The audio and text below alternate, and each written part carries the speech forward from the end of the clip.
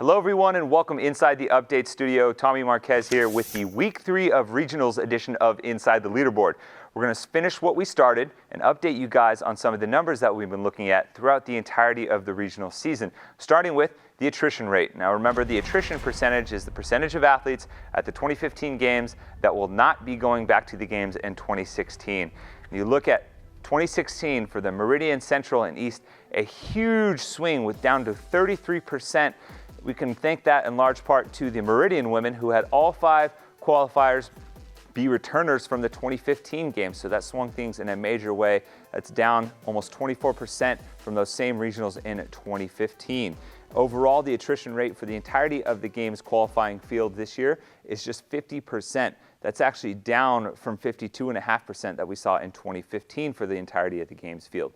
Now let's take a look now at what it took to get to the games on the women's side, with the average points for the 5th place finishers in the 3 regions that went in week number 3.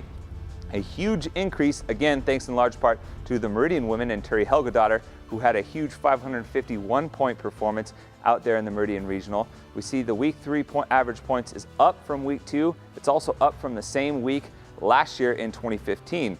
On the men's side, it is a slightly different story. For the week 3 regionals, the average points for the 5th place finisher is 490.